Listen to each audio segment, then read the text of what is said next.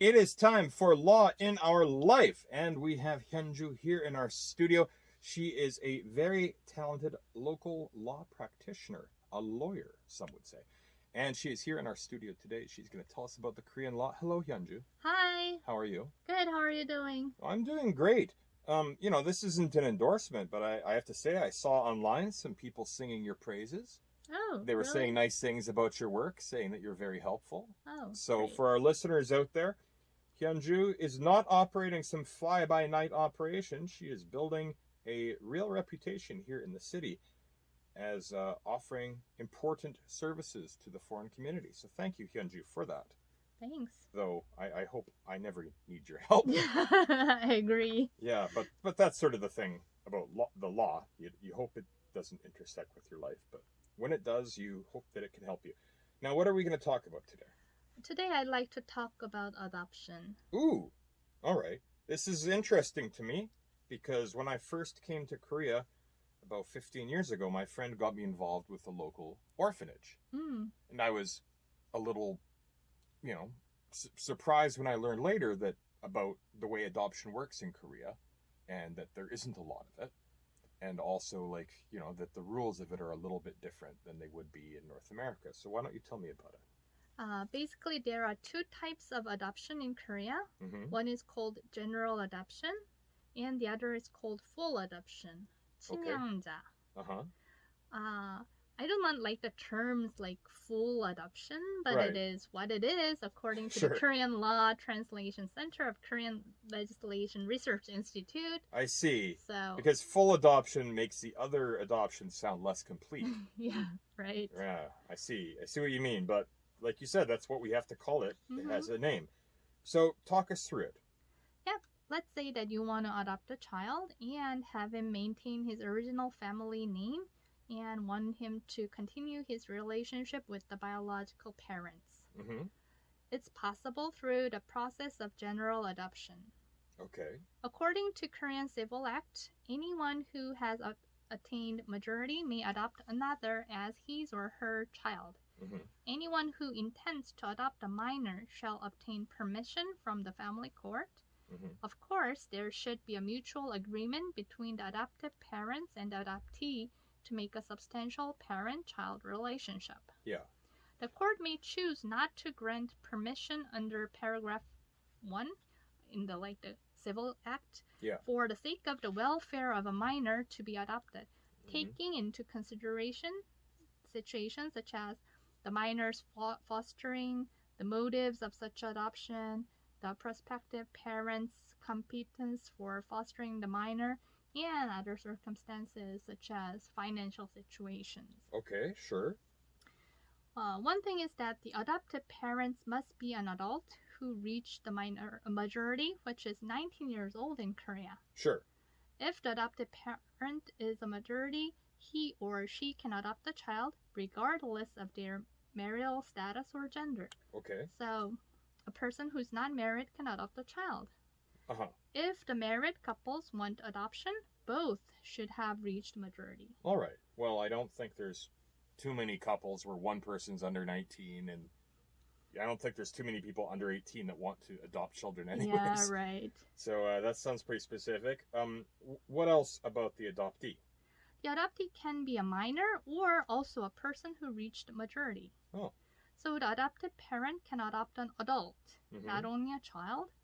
The minor adoptee should obtain consent of legal representative, or the legal representative should make consent on behalf of the minor adoptee. I see. I'm trying to wonder, why would you adopt someone who is an adult? But I guess there's some kind of reasons for it. Yeah, sure. Okay. Adoption through general adoption will not cut the ties with the biological parents, as I said. So the adoptee will keep their original family name. Also, the adoptee will maintain the parent-child relationship with the biological parents. The adoptee will be the heir of both parents, the adoptive parents and the biological parents. Okay. However, by the effect of general adoption, the adoptee will be treated as a child who was born during the marriage of the adoptive parents. Okay. So the adoptive parents will hold the parental rights of the child. Mm-hmm. Also, the divorce will not terminate the relationship between the adoptive parent and the child. All right, I think I understand. This is all pretty simple so far. Yep. There is a reason that people use general adoption. The adoptee who is a minor will need to obtain the biological parent's consent. However, this requirement can be waived under certain circumstances, as the parent lost their parental rights of the child, or the whereabouts of the parents are unknown. The court can also grant the adoption decision without the biological parent's consent in case the parents did not fulfill their obligation to look after the children or abuse them or abandon the child. All right.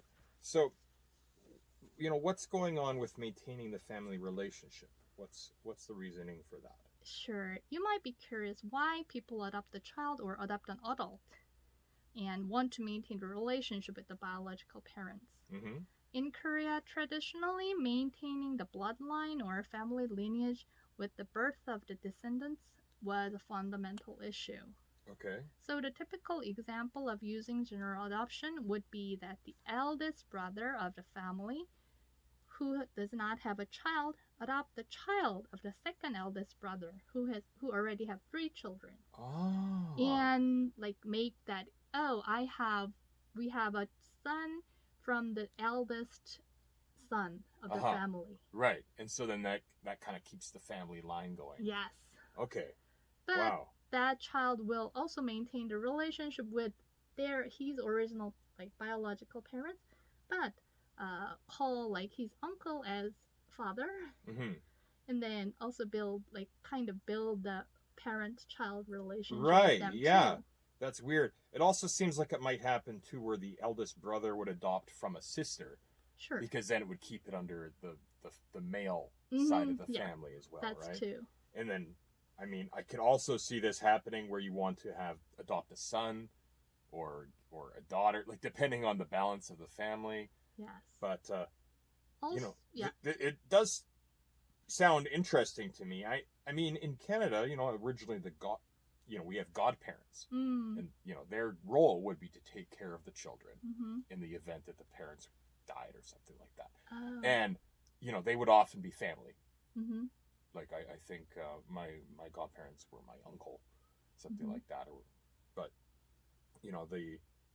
there was that kind of family role. But I've never heard of an adoption happening within a family while the parents were still alive. Yes. That's quite different for me. Now, what about the full adoption?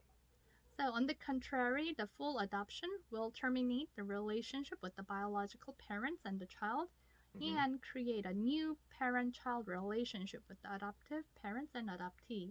Okay. To qualify for the full adoption, the adoptee must be minor who did not reach 19 years old yet at the time the court decision is finalized.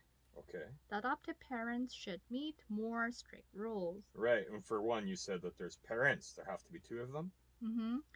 The couple should be legally married, and they agree on the adoption. I hope so. Yep. One cannot adopt by himself. Okay. However, if you want to adopt a child of your spouse from her previous marriage, then you are qualified for full adoption if you have maintained a marriage with your spouse for over a year. Okay. So it's not 3 years, but just 1 year if you want to adopt the child of your spouse. Okay. All right. That's a little more simple, I guess. And, I suppose we're going to have more to talk about this full adoption later on. Yes.